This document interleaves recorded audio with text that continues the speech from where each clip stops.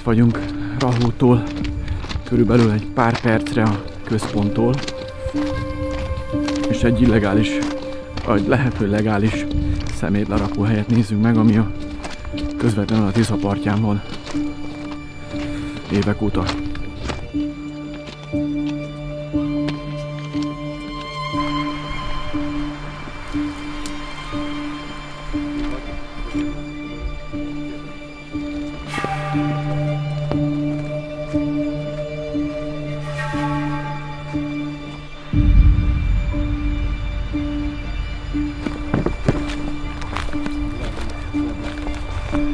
Ez nagyon-nagyon durva.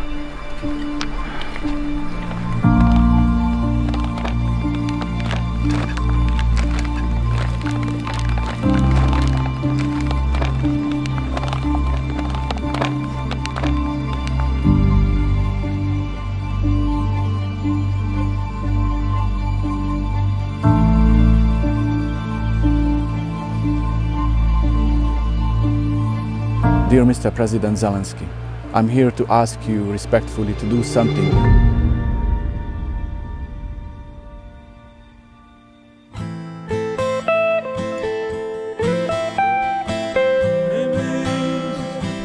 Azért indultam Kárpátaljára, hogy megértsem, miért kerül ennyi szemét a Tiszába, és hogy mit lehet ez ellen tenni. Lassuk Dimitri vagyok, félig magyar, félig ukrán filmes és aktivista. A Tiszán nőttem fel, így úgy tekintek a folyóra, mint a hazámra. Azért kezdtem el filmezni, hogy újra összehozzam az embert a természettel, mert szerintem eltávolodtak.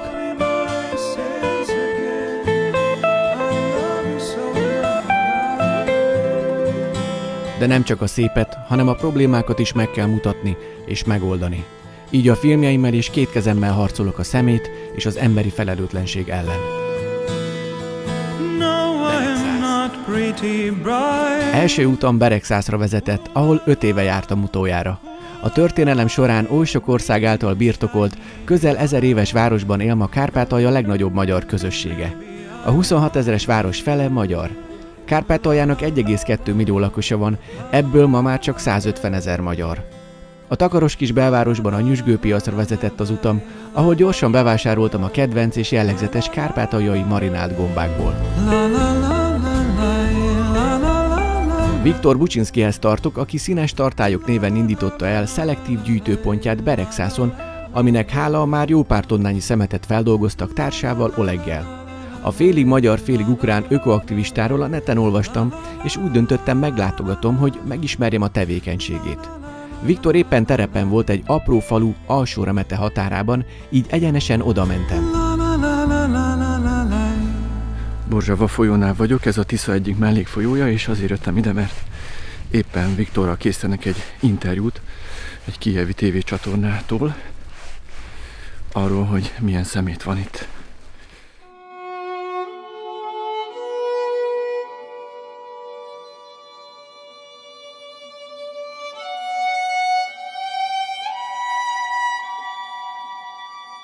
A Tisza mellékfolyóján több szakaszon is megrekedt a szemét.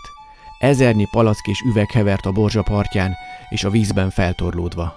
Innen csak 20 kilométerre van a Tisza, valószínűleg a következő áradáskor ez mind eljut a Szőke folyóba. Ezen a szemétdombon ismertem meg Viktort, aki épp egy kijevi stábnak mutatta be a problémát. A Szemét Király című műsorban a lakosságot edukálják, illetve az ukrajnai szeméthelyzettel foglalkoznak, köztük az ilyen helyekkel, mint amire Viktor hívta fel a figyelmüket. Question of ecology nowadays it's not so popular in politics, so that's why we're here.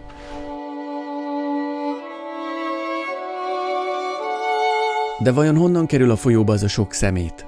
Fenti falukból, ahol nincsen szemét elszállítás. És az egyesek úgy vélik, hogy ez megoldás, hogy megszabaduljanak a szeméttől. Itt ukrán-magyar lakta falvak vannak, úgyhogy ez a mi közös hibánk. 300 métert sétáltunk a folyó mentén, és egy újabb szemétszigetet találtunk. Viktor azt mondta, hogy több tucat ilyen torlasz van a Borzsán, és sajnos nincs, aki tegyen ellene. Szomorú volt látni, hogy egy helyi horgász és a fia ilyen körülmények között próbálja megfogni a napi betevőt.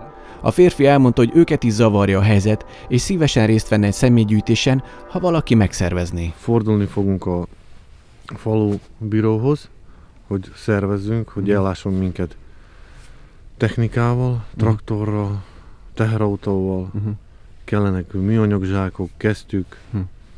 Szerintem ezt megszervezzük. Van így legyen. Beregszász szélén egy régi szovjet gyár udvarán található a Színes Tartályok nevű szelektív gyűjtőpont. Viktor egy éve hozta létre a telepet, miután teljesen elkeserítette a Borzsa folyóban úszó temérdek szemét látványa.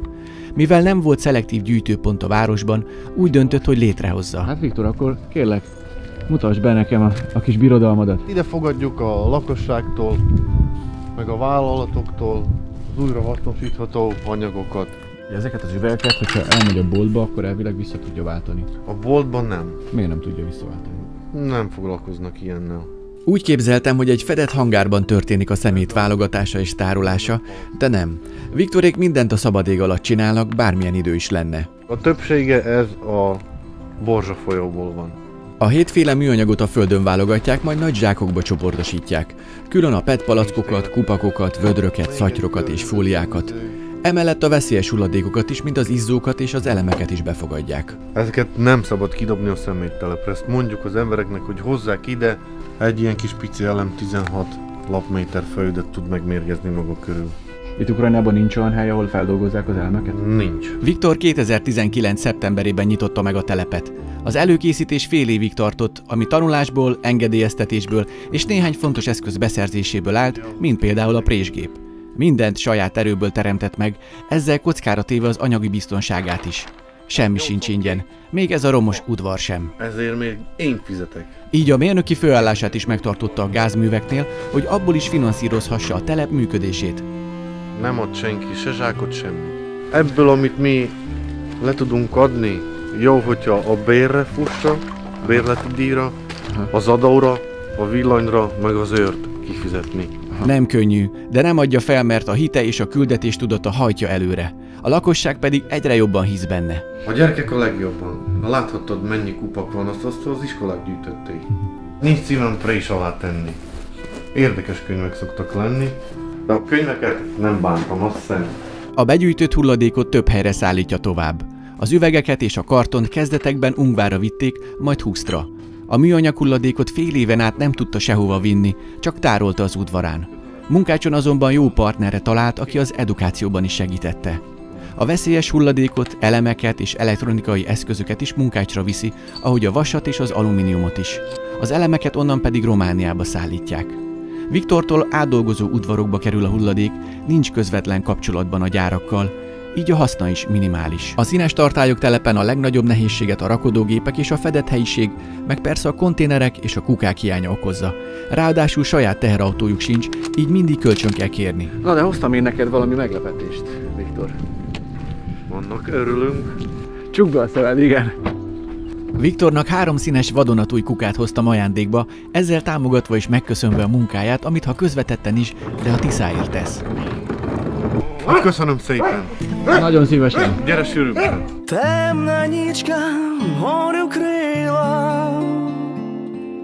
A Tisza 200 kilométerre ered Beregszásztól.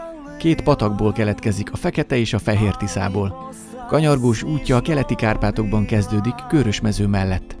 Viktor barátját, Franz Bélát látogatjuk meg, aki már évek óta működteti szelektív hulladékgyűjtő udvarát Körösmezőn. A hosszú út során alaposan megéheztünk, és ahogy Ukrajnában szokás, a vendéget mindig szeretettel és bőséges vacsorával várják.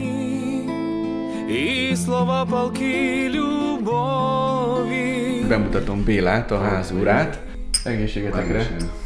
Köszönöm szépen a vendéglátást. Béla a Tisza iránti szeretetét ukrán édesanyjától és magyar apjától örökölte. A folyó és a hegyek a mindene, és nem bírta már tovább nézni a pusztulását, ezért is kezdett bele környezetvédő tevékenységébe. Fájt a szívem, hogy az anyukám, meg az édesapám nekem hagytak tiszta Kárpátalját. És én már a fiamnak vagyok egy számítelepet itt. Mert ugye senki nem foglalkozik itt a szeméttel. Tehát amit tavaly összeszedtünk, sok-sok-sok tonna, a petkupa is nagyon-nagyon sok tonna szemetet összeszedett. Nincs vége, tehát újra jön. Jön, és mindig. Már innent jön. Hát igen, meg a románoktól.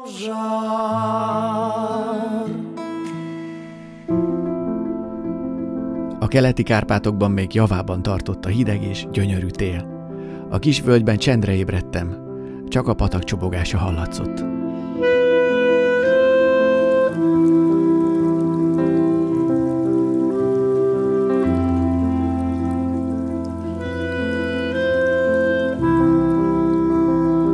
Már alig vártam, hogy elinduljunk Béla telepére, amit 2017-ben nyitott.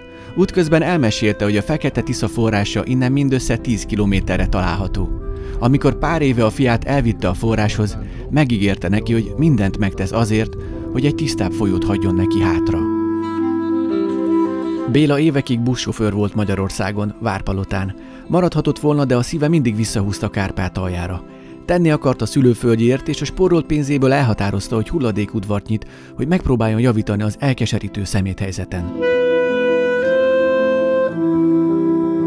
A Fekete-Tisza partján lévő telep jelmondata tiszta folyó, tiszta víz. Ez egy romos hentes üzem volt, amit Béla a két kezével újított fel. A kezdetekben először csak vendéglátóhelyektől gyűjtötte be a hulladékot, aztán egyre többen kérték, hogy szállítsa el tőlük is. Az első évben az 500 kilométerre található Novográd-Volinszkibe vitte a szétválogatott hulladékot. Ma már csak a 100 kilométerre lévő Ivano-Frankivskba. Egy régi azt is vett, hogy ezzel gyűjtse be a zsákokat Körösmezőn és még 4 másik faluban. Azért nem lehet egyszerű ezt azért ezekbe a szerpentinekbe rossz úton vezetni. Egy héten 2-3 napot szedek össze, utána meg 2-3 napot itt válogatunk szét. Hogy segítsen a lakosságnak, még szelektív kukákat is készített fából. A telepen egy nagy asztalon válogatják szét a hulladékot, és hát van itt minden. Igen, azt nézem, hogy elég jól vagyják le. A Jägermeisterből is van? Naponta átlagosan 10 köbméter hulladék kerül feldolgozásra a telepen. Szelektálja a műanyagokat, papírt, fémhulladékot, elektronikai cikkeket és az üveget is. Leginkább gépekre és egy válogató szalagra lenne szüksége, no meg egy nagyobb teherautóra is. Úgy gondolja, hogy nem is a hulladék begyűjtése a legnehezebb, hanem az, hogy miként hasznosítsák és hova vigyék azt.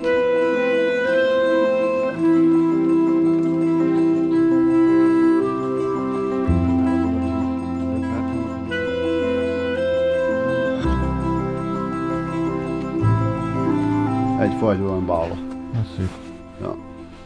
És ugye itt kivágnak fát, visznek gyárba, ott átdolgoznak papírra, és ide jön, és meddig nem csináltak, még ezt elégettek. De most úgy is nem csak tisztítom a Kárpátalját, meg Tiszát, hanem még védek a fákat is. Na viszonylag ez már szelektálva van, ezt az emberek csinálták? Igen, hogy... az emberek csinálnak otthon mindenki. Otthon megcsinálják? Igen. Tehát akkor fogékonyak rá, akkor megcsinálják? Hát megy lassan, mennek, az a lényeg, hogy mennek a kontaktsorra az emberek, hogy látnak a télekon probléma, és hálásak nekem, hogy itt csinálok valamit el.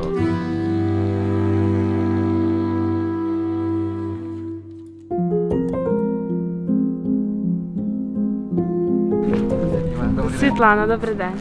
Kárpátalján ukrán és magyar aktivisták egyre jobban összefogva próbálnak tenni a szemléletformálásért. Svitlana Dzsundzsek is közéig tartozik. Egy nagyon szép és hasznos füzetet mutatott, amit a Zöld Kárpátok Társadalmi Szervezet készített önkéntes adományokból. Можемо очистити наші береги, і наші річки, і наші ліси, нашу землю. A környezetvédelemről, erdők és folyók szennyezéséről, szemétszedésről és a hulladék szelektálásáról szóló játékokat is tartalmazó füzetet imádják a gyerekek. A kiadvány azt sugallja, hogy kis lépésekkel a kisemberek is megmenthetik a világot. A füzetet a környék iskoláiban terjesztik, és játékos előadásokat is tartanak a gyermekeknek.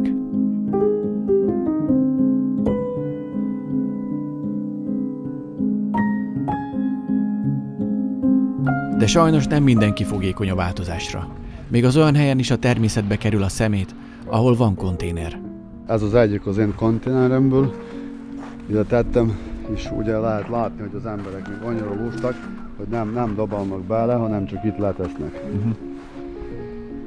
Azért nem nagyon aktuális tenni a konténereket. Aha, tehát jobb az, hogyha beviszik hozzátok a Igen, szemetet. az a legjobb. De próbálok, teszek egy párat. Az emberek lusták voltak szétválogatni a hulladékot, és inkább az út másik oldalán lévő patakba dobták a zsákokat, amit onnan egyenesen a Fekete-Tiszába mos a víz.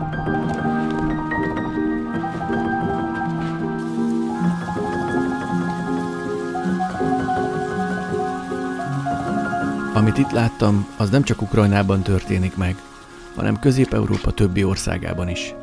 Csak a mennyiségben van különbség.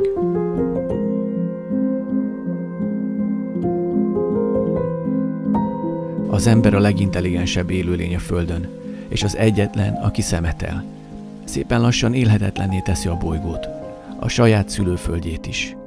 Az emberek mi vagyunk, te és én. A fotelben ülve és kommentelve pedig nem lehet megmenteni a világot. Tettekre van szükség. Ne tudy treba kidati v ričku. Ott speciálny smitnék. Furcsán működünk. Szembesülnünk kell a tetteinkkel ahhoz, hogy megértsük, mit okoz a kényelmünk, a lustaságunk és a felelőtlenségünk.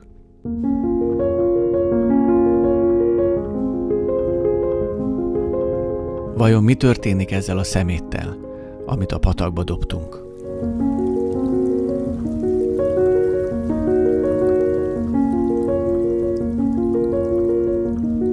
A kristálytiszta Fekete-Tiszából egyre szélesebb és gyorsabb folyású patak válik. Festői táj vezeti útját. A hatalmas hegyeket gyönyörű fenyőerdők borítják, mely lábainál százával erednek a patakok.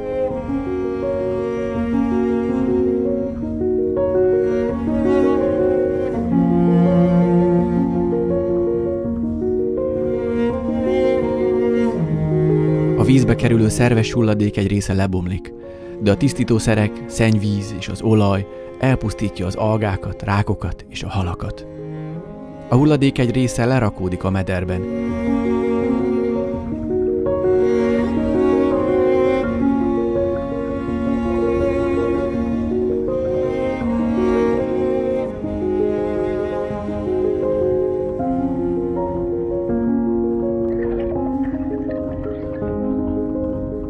Míg a műanyag és az üveg tovább úszik. A Fekete-Tisza Rahónál egyesül a Fehér-Tiszával. Az így keletkező folyót ettől kezdve Tiszának hívjuk. Kárpátalja gyönyörű, de szépségét beárnyékolja a szeméthelyzet. Minden patak és folyó súlyosan szennyezett.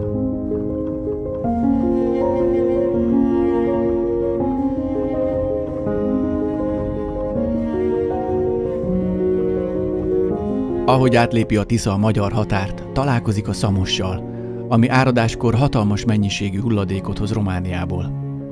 A folyón úszó ukrán és román szemét első akadálya a vásáros-naményi mederzár, amit azért készített a magyar állam, hogy elterelje és kihalásza a külföldről érkező szemetet a Tiszából. Mert nem akarjuk, hogy tovább szennyezze a földünket. A magyar vízügy munkáját egy környezetvédelmi csoport, a PET-kupa segíti. A non-profit társadalmi szervezet fő célja a folyó megtisztítása és a szemléletformálás. Az itt kihalászott szemetet a vízügy és a PET-kupa több tucat önkéntese, köztük Viktor is, szétválogatja szerves és szervetlen hulladékra. Utóbbit tovább bontják műanyag, üveg és egyéb hulladékra, amiket 5 különböző városba szállítanak tovább, hogy megpróbálják újrahasznosítani, nem pedig elégetni. A védekezés nagyon sok pénzbe kerül a magyaroknak, de sajnos nem tud non-stop üzemelni. Az egész évben folyamatosan érkező hulladék nagy része tovább úszik a Tiszán.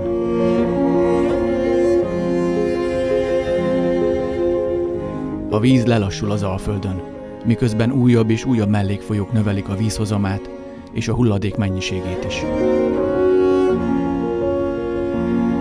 300 kilométerre a határtól, a síkság közepén egy nagy tóvá alakul a Tisza. Magyarország legnagyobb víztározó medencéje az 50 éve épült Tisza-tó, mára egy igazi vízi paradicsom. Az ember építette, a természet gyönyörűvé tette. Vízrajza hasonlít a Duna deltáira, tele szigetekkel, holtágakkal és gazdag élővilággal. Partján 13 település lakóinak ad boldogságot és gyökereket. Nekünk nincsenek nagy hegyeink, nincsenek vízeséseink és nincs tengerünk. Az itt élőknek a Tisza-tó a mindene. Ez az én otthonom. Itt nőttem fel. Szeretem.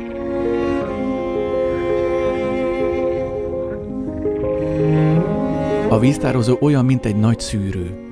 Ez a folyón úszó szemét második nagy akadálya. Az áradásokkal érkező szemét megreked a nádasban, szigeteken és a parton, vagy összegyűlik a vízerőműnél.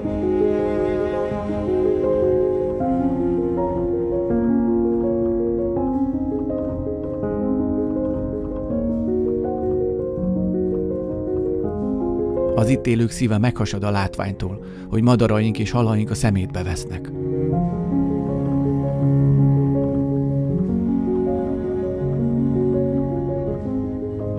A látvány indulatokat szül az emberekben, miközben tudjuk, hogy nem lehet elítélni és megítélni nemzeteket a folyón úszó szemét alapján. A magyar vízügy, a PET-kupa önkéntesei és a helyiek évről évre gyűjtik a szemetet, amit szétválogatnak és megpróbálnak feldolgozni. Óriási munka ez mindenki részéről, de olyan, mintha sosem lenne vége, mert a szemét csak jön és jön. Ahogy a Kárpátokban lehull a csapadék, pár nappal később az áradó Tiszában 1000-nyi PET palack úszik. Szlovák, ukrán és román. Pedig épp elég nekünk megbirkózni a saját szemetünkkel. Ahogy az áradás tetőzik, a zsilipek már nem bírják a víz nyomását, ezért biztonsági okokból meg kell őket nyitni. Ezzel szabad utat adva a hulladéknak is. Így a már 4 országból összeálló szemét tovább úszik a folyón. A Tisza összesen 584 kilométert tesz meg Magyarországon. Mielőtt elérné a szerb határt, Szegednél újabb mellékfolyó gazdagítja. A Romániából eredő Maros a Tisza legnagyobb mellékfolyója, és az egyik legszennyezettebb.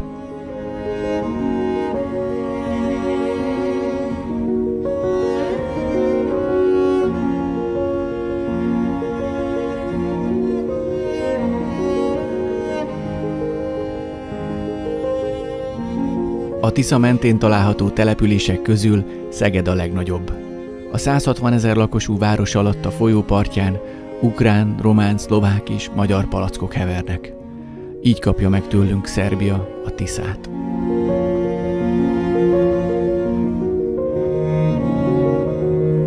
A Szőke folyó a Vajdaságban, Titelnél torkollik a Dunába. A Tiszával gazdagodva a Duna hatalmasra duzzad. Európa második legnagyobb és leghosszabb folyója a Volga után. A forrástól a Tisza 962 kilométert tesz meg idáig, és ettől a táblától számoljuk a hosszát. A gyönyörű természeti jelenség nagyságát itt is elcsúfítja a szemét. A Duna vízgyűjtő területe 17 országot érint, melyekben összesen 42 nagy mellékfolyója van. Közülük a legnagyobb a Tisza.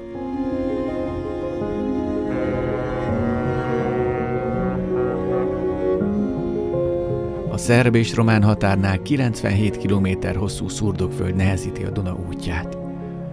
A félelmetes vaskapu, a déli Kárpátok és a szerb érchegység találkozása.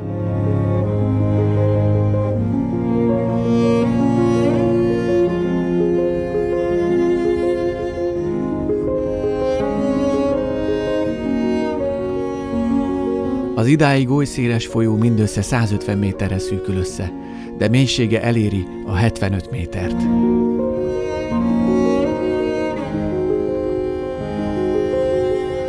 A folyón úszó szemét harmadik és legnagyobb akadálya az 1200 méter széles Vaskapu vízerőmű. Ahogy a Tiszatónál itt is folyamatosan küzdenek a feltorlódott hulladékkal.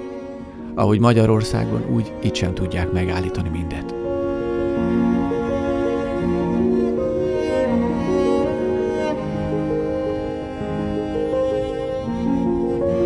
Egyre közelebb érve a céljához, a folyó ketté válik a Duna-delta kapujában.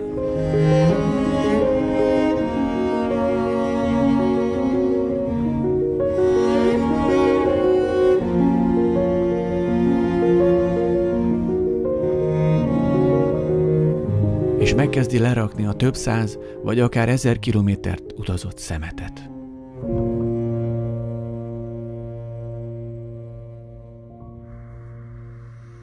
A Duna-delta 3500 négyzetkilométeres területével Európa második legnagyobb delta torkolata.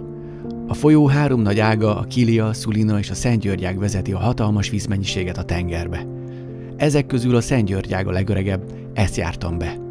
A hatalmas területen egymást váltják az erdős szigetek, lápok, tavak, holtágak, homokdűnék és csatornák.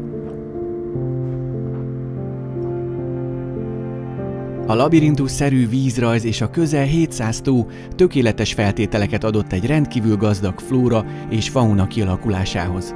A világ minden pontjáról rengeteg természetbarát és horgász érkezik ide, hogy megcsodálják a páratlan természeti képződményt. 1991 óta a világörökség védelme alá került a delta, és a korábbi pusztító gazdálkodás helyett megkezdődött Európa legnagyobb élőhely rekonstrukciós programja. De a Dunán érkező hatalmas hulladékmennyiség egyre jobban elcsúfítja a környezetet és pusztítja az élővilágot.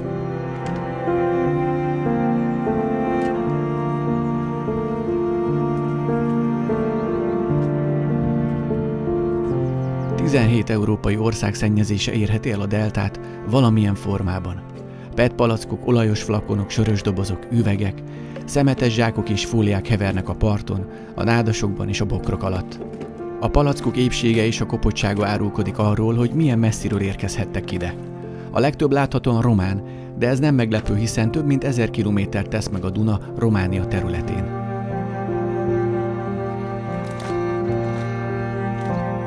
Ahogy a többi országban, Romániában is vannak non-profit szervezetek, akik a folyók tisztaságáért küzdenek. A Cu Apelle Curate, azaz Tiszta Víz társadalmi szervezet több mint 1000 önkéntese személygyűjtésekkel, edukációval és fejlesztésekkel tesz az elkeserítő helyzet ellen, a folyón és a tengerparton is. Az ő és a többi ország önkénteseinek munkája és kitartása felbecsülhetetlen értékű a természetnek és nekünk is.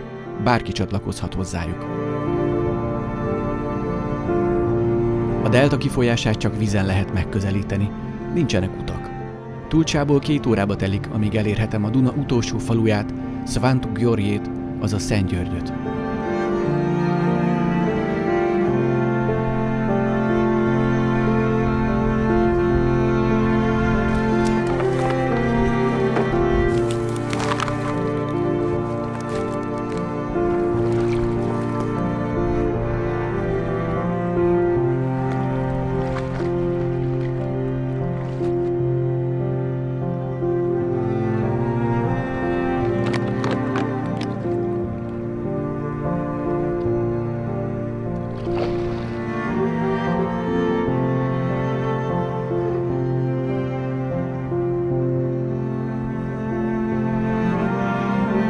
És végre megjelent előttem a Fekete-tenger.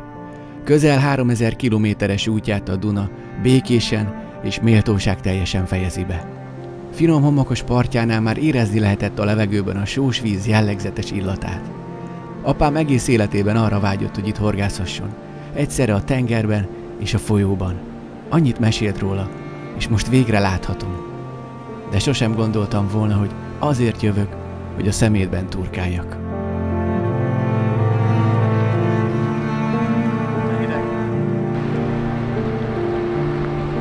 Actually, it's a very beautiful place. It's an amazing place.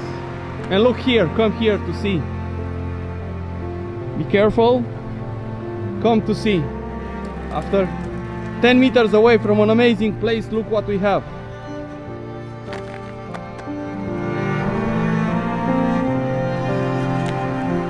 Ahova csak néztem, palackokat és mindenféle műanyag hulladékot láttam.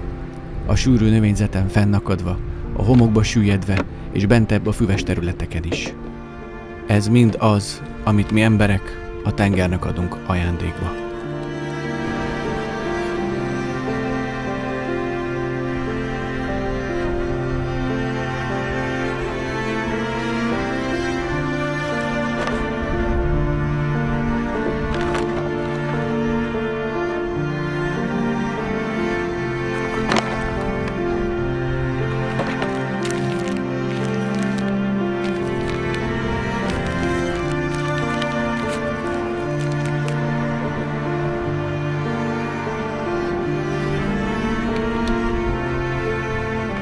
Sajnos találtam 4 darab jól beazonosítható magyar palackot, ami nagyon kiábrándító.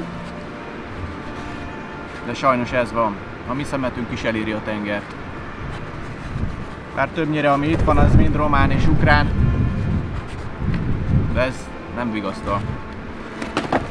Most visszaviszem ezeket Magyarországra.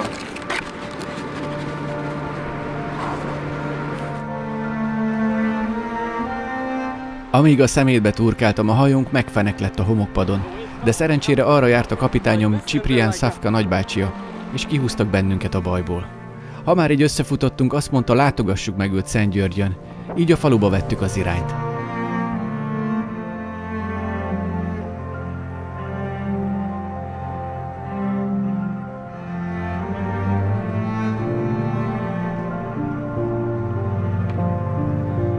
A takaros kis tengerparti faluban mindössze 800-an élnek. A deltában született és azóta is itt él Unku Dumitru. Közel 30 éve halász és egy pár éve az ökoturizmussal is foglalkozik.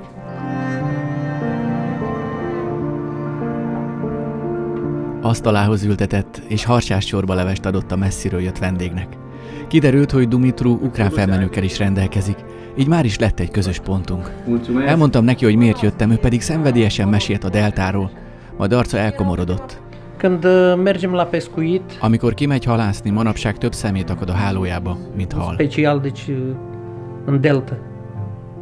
Și nu este bine. Látja, hogy több országból érkezik a hulladék, látja, hogy egymásra mutogatnak a nemzetek, de nem hibáztatta őket.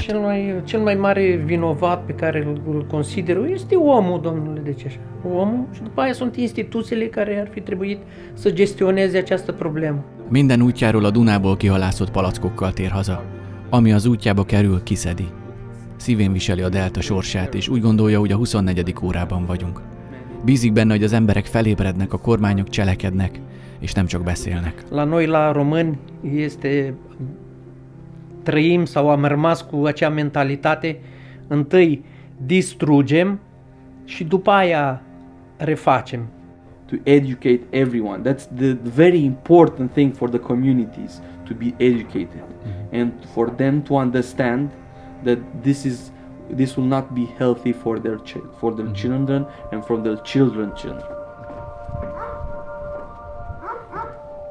El kellett indulnunk, mert még 2 órába telik visszaérni Tulcsába. Dumitru elkísért a kikötőbe, ahol megmutatta a ladikját is, benne az aznap összeszedett palackokkal. La revedere! Doamne ajută, drum bun și Doamne ajută să fie treaba bună!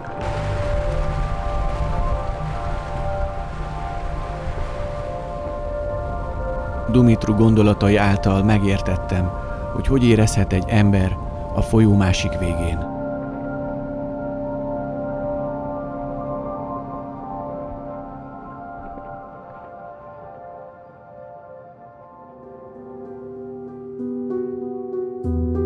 Ő a csodálatos Fekete-tenger. Haldoklik, mert évtizedek óta a régió szemetes kukája. Európa legszennyezettebb tengere lett. A korábban életet adó legnagyobb folyója a Duna, Nyeszter, Nyeper, Don, ma már csak mérgezik. A folyókon érkező és a partmenti országokból származó szennyvíz, veszélyes kémiai anyagok és a töménytelen műanyag hulladék teljesen el fogja pusztítani a tenger élővilágát.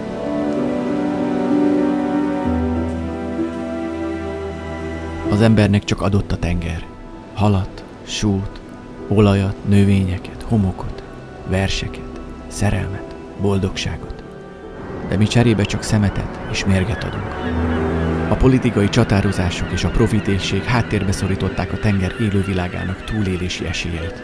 Miközben a vízgyűjtő területén élő 180 millió ember egyre többet fogyaszt és egyre több szemetet termel. Mindegyik nemzet, minden család, minden ember, te és én is felelősséggel tartozunk a folyókért, és közvetetten a tengerért. A patakba dobott, vagy a folyó partján hagyott szemét is mind egy szeg a Fekete-tenger koporsójába. Ha nem tanulunk a hibáinkból, ha nem változtatunk, és ha nem cselekszünk, egy napon majd arra ébredünk, hogy halott a tenger. Megöltük.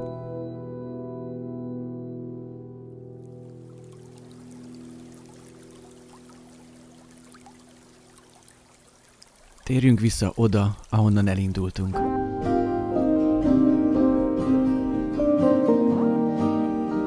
A patak után egy Körösmezői általános iskolába látogattunk, hogy megnézzük a színes kukákat, amiket Béla készített az iskolának, és hogy találkozzunk a gyerekekkel. Úgy gondoltam, hogy a gyerekeket fogom próbálni arra tanítani, hogy mégis a szemetet azt külön kell választani, és úgy gondolom, könnyebb lesz valahogy is valamit vele csinálni itt Ukrajnában, vagyis Kárpátalján. Ez a mi kis iskolánk, jobbra van az ovi, a konyha, Ukrajnában vagyunk, ezért ukránul is, magyarul is vannak a feliratok. A 3. osztály, ide be lehet nézni, persze. Gyerekek, köszönünk! Jó napot kívánok! Az iskolában ukránul és magyarul folyik az oktatás. A diákok többsége ukrán, de valamelyik szülőjük vagy felmenőjük magyar. Épp matek órára készültek a gyermekek, valaki önállóan és valaki segítséggel. Матяш. 363, 362, 361. A hangulatos iskolában Mária és a többi pedagógus is nagy hangsúlyt fektetnek a környezetvédelem oktatására. Az órákra pedig rendszeresen ellátogat Szvitlána is, hogy játékos előadásokat tartson a gyerekeknek. Itt már mindenki tudja, mi az a szelektív gyűjtés. A szomszédos országokról és a világról is sokat tudnak. A gyerekek kitalálják, hogy mit szeretnének csinálni a tanárnénivel, például itt utazgattunk, kitalálták, hogy hova szeretnének menni, mit szeretnének látni. Egyik nagy vágyuk, hogy eljussanak a nyíregyházi legógyárba, de még nem sikerült megszervezni. A szünetben a gyerekek megmutatták nekem, hogy szokták gyakorolni a hulladék csoportosítását, szelektálását. Egy kicsit zavarba voltak a kamerától, de aztán belejöttek, és öröm volt nézni, hogy mennyire lelkesek.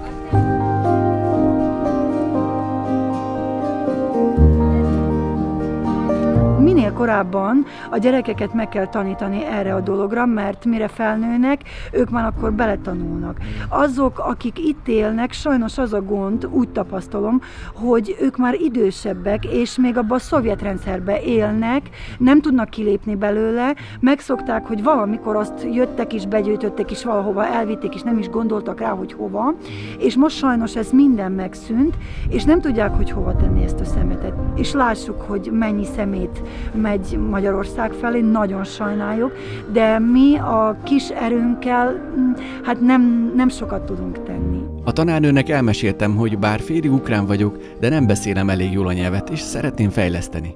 Erre ő egy ukrán nyelvkönyvvel ajándékozott meg. Köszönöm. Do побачення! Végre elindultunk arra a helyre, amiről annyit beszélt Viktor és Béla. Képeket küldtek, én pedig műholdfelvételeken és az interneten tájékozódtam a helyszínről. Az ukrán média már többször foglalkozott az elmúlt évtizedben a hellyel, de még sosem történt semmi.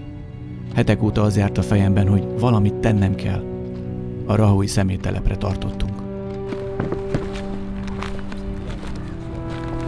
A látvány lesújtó volt. 200 méter hosszú, helyenként 15 méter magas szeméthegy, közvetlenül a Tisza partján.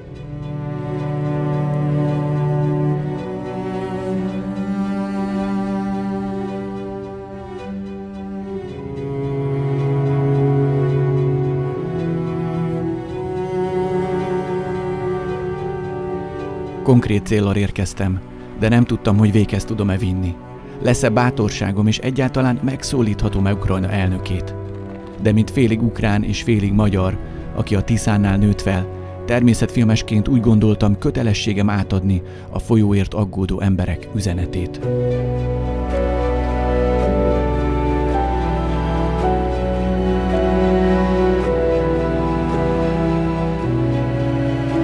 Talán az új ukrán kormány élén Zelenszky elnök úrral végre komolyan veszi az ország 30 éve megoldatlan hulladék problémáját.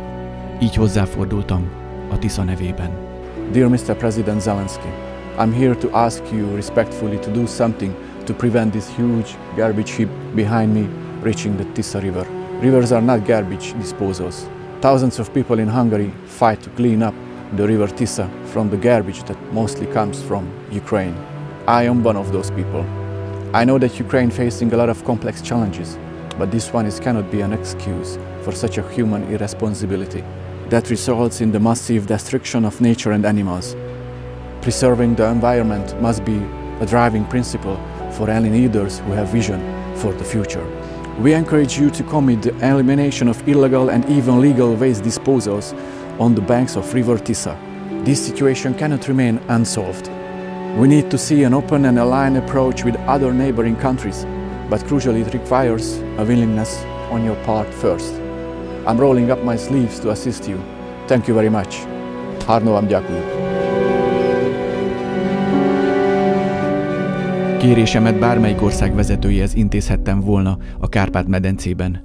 A románhoz, magyarhoz, szlovákhoz, szerbhez és a horváthoz, mert mindannyian felelősek a máért és a holnapért. A kormányoknak vannak eszközeik és jogosítványuk a környezetszennyezés felszámolására. Egy folyót pedig mindig a forrásától kezdve kell megtisztítani, és a Tisza forrása Ukrajnából ered. Ezért fordultam Зеленський elnök úrhoz. Ми не можемо так поступати ні з людством, ні з тваринами, ні з рослинністю, ні з сусідніми державами. A rahói szeméttelepet meglátásom szerint csak helyszíni hulladékfeldolgozással lehet megoldani. Idéglenes hangárokat kell építeni, melyekben válogató szalagot, darálót és közömbösítő eszközöket kell létesíteni. Mindent újrahasznosítani, amit csak lehet. Talán egy év folyamatos munkával meg lehet tisztítani a területet. Hiszek abban, hogy egy szép napon itt fákat fognak ültetni és barkosítani, ukránok és magyarok együtt. Azon a napon én is szeretnék itt lenni. Hogyha most hoztunk volna egy pár zsákot, teliszedtük volna újrahasznosított műanyag palackokkal, üvegekkel. Rosszabbul érezzük magunkat, hogy itt voltunk, de legalább láttuk azt, hogy mi az igazság.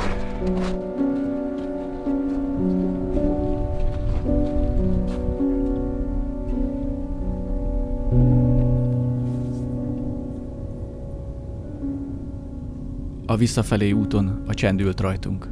Meg akartunk tisztulni a nyomasztó gondolatoktól és felszabadulni.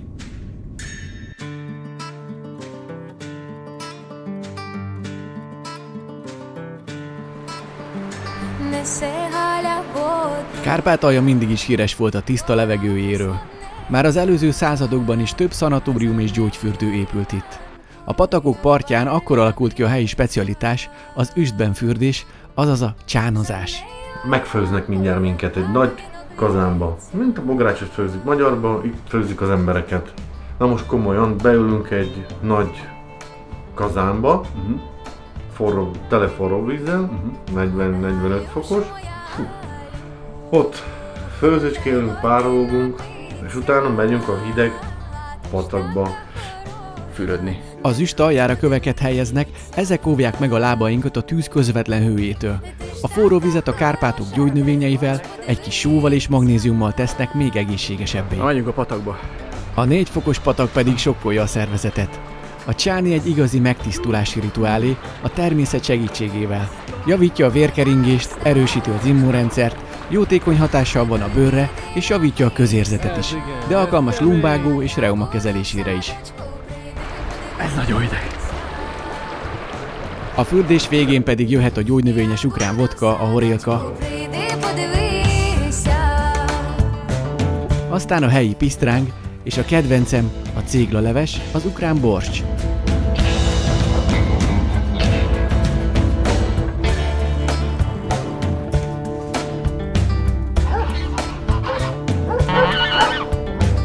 Reggel Béla testvére saslikot készített nekünk, majd a Kárpátokon keresztül hosszú útra indultunk. Útunk Ukrajna legmagasabb csúcsa a 2061 méter magas Hoverla mentén vezetett. Útközben megálltunk Kelet-Európa legnagyobb síparadicsomában, Bukovelnél. 68 kilométernyi sípályát és 16 síliftet tartalmazó komplexumot osztrák szakemberek tervezték. Méltán Ukrajna büszkesége. Olyan rendezett és tiszta volt minden, mintha Ausztriába jártunk volna. Nagy kontraszt volt.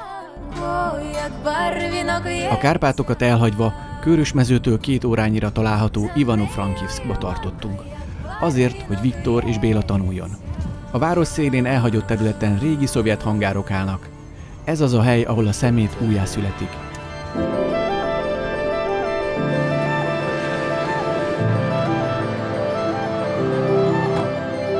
Béla ide szállítja a területén összegyűjtött és szelektált hulladék egy részét.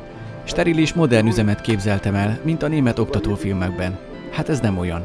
Ellenben nagyon hasznos és legalább van, mert az országban sajnos sokkal kevesebb van, mint amennyire szükség lenne. Ukrajnában jelenleg a hulladéknak csak a 4%-át hasznosítják újra, a többi lerakókba vagy a természetbe kerül. Az üzemben papírt és főleg műanyagokat dolgoznak fel. A plasztikot színük és fajtájuk szerint csoportosítják. Polietilén, polipropilén, polietilén, tereftalát, polivinilklorid, polisztirol és így tovább, amiket ezekkel a régi gépekkel ledarálnak.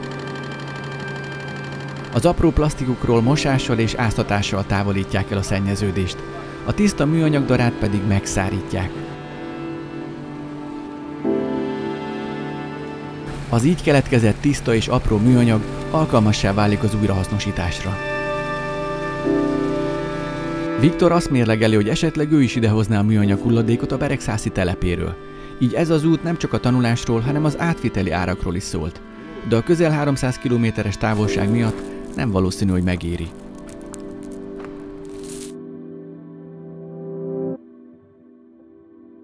Végtelenül hosszúnak tűnt a visszaút.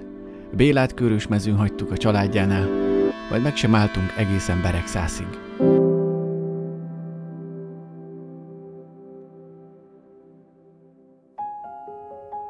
A tél véget ért a városban, a jégpályát is elbontották.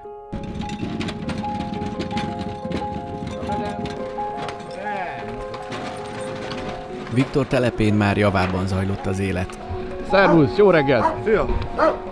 Már kint vagy, ilyen korán dolgozol? Mint mindig. De sokáig alszol. Már több mint 20-an hoztak hulladékot a telepre. Van, aki azért, hogy egy kis pénzt keressen vele, és van, aki nem vár érte semmit, csak jó helyen akarja azt tudni. A hulladékot lemérik, majd Viktor és társa szelektálja, préseli és elpakolja. Pontos nyilvántartást vezetnek, hogy miből mennyi áll rendelkezésre és mennyit fizettek érte.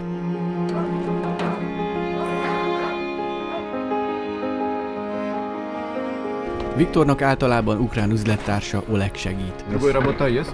Da, én is újságíró. Munkája mellett ő is kijár a telepre, és ha éppen futja, akkor Viktorral alkalmi munkásokat vesznek fel.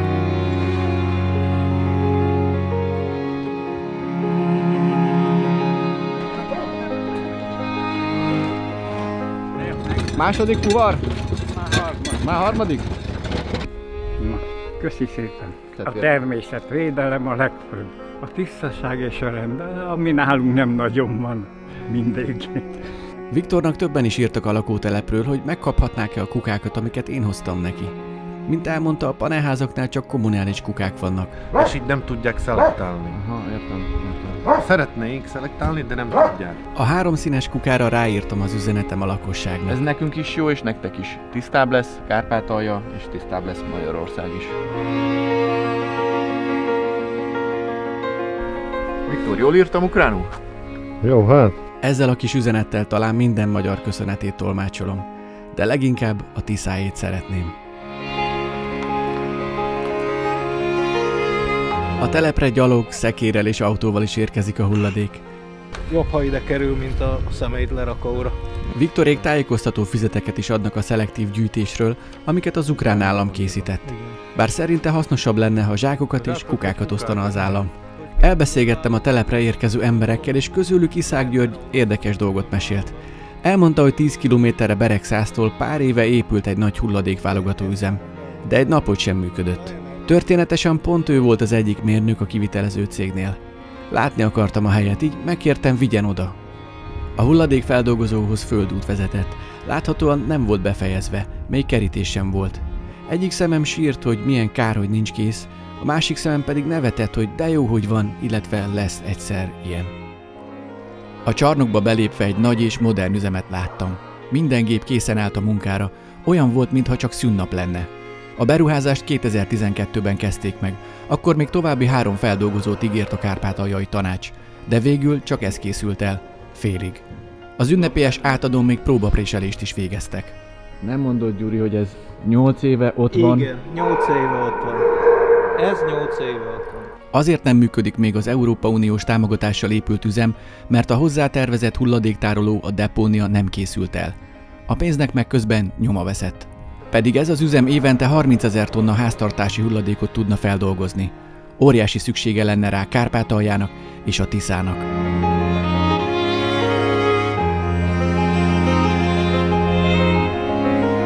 Viktornak elmondtam, hogy Tiszafüreden, ahol felnőttem, pont egy ugyanilyen üzem működik 2004 óta.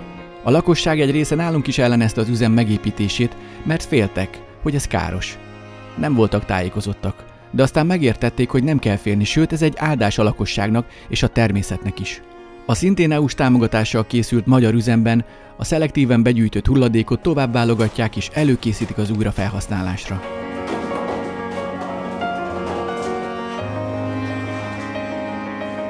Emellett kezelik a kommunális hulladékot is. Évente 30 000 tonna hulladékot dolgoznak fel 27 településről, ahol összesen 80 000-en élnek. Az üzem nem csak a lakosságnak és a természetnek jó, hanem 70 embernek még munkát is ad. Pont ez történne a kárpátaljai üzemben is, ha működne. 8 év alatt az ukrán üzem 240 000 tonna hulladékot dolgozhatott volna fel. Kimondani is fáj, hogy elszúrták ezt a lehetőséget. Az emberi gyarlóságnak pedig az ukrán föld, a Tisza és a szomszédos országok szenvedték a kárát. De van remény. Kárpátalja új esélyt kapott. Ukrajna friss 2030-ig szóló nemzeti hulladékkezelési stratégiája és a Tiszai Európai Területi Tanács újabb EU-s együttműködést hozott létre. Ebben kiemelt cél a Tisza és a mellékfolyóinak védelme, természetvédelem és a hulladékkezelés. A célok között szerepel a jánosi hulladékfeldolgozó befejezése is. Határon átívelő összefogásról van szó, amiben Ukrajna együttműködik a szomszédos EU-s országokkal. Így most reménnyel tekintek Zelenszky elnök úrra. De az üzemek megépítése még évekbe telhet a régióban, addig pedig a lakosságon a sor, hogy változtasson. Kárpátalján az emberek 70%-a falvakban él, a legtöbb helyen egyáltalán nincs szemétszállítás, de még kukák sem, nincs rá pénz. Az előző generációk a patakhoz és a völgybe vitték a szerves hulladékot. Ez a szokás máig megvan, de a szemét összetétele közben megváltozott. Az ételmaradékokat, a műanyagot, üveget, fémet, gyógyszereket hibásan mind egy zsákba tesszük. Nem csak a falusiak, hanem a városban élők többsége is. Nem szelektálunk megfelelően, pedig tudjuk, hogy így lenne helyes. A gondos válogatás és a tisztítás az első lépése az újrahasznosításnak. Amit pedig nem lehet újrahasznosítani, azt ne vegyük meg. Tudatosan kell vásárolni, és tudatosan szelektálni az általunk termelt hulladékot, és gondoskodnunk arról, hogy a megfelelő helyre vigyük azt. Többé nem dobhatjuk el a természetben, nem hagyhatjuk a patak partján, még egy cigarettacsikket sem. Ahol pedig nincs szemétszállítás, vigyük el az olyan szelektív hulladékudvarokba, mint amilyet Béla és Viktor is üzemeltet. Ezzel a 3 lépéssel minden ember hozzájárulna a probléma megoldásához.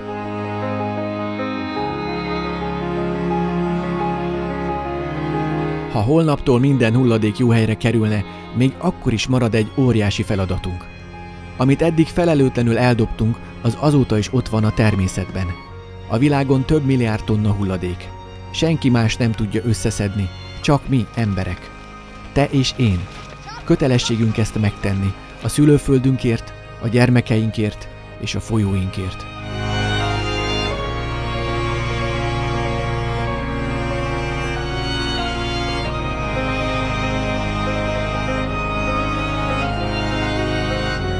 Mielőtt visszaindultam Magyarországra, ellátogattunk nagyszülősre. A közelben Őjvösön született magyar dédapám. A Fekete-hegy és a Tisza találkozása volt a kedvenc helye. Mindig itt ült, ezen a helyen.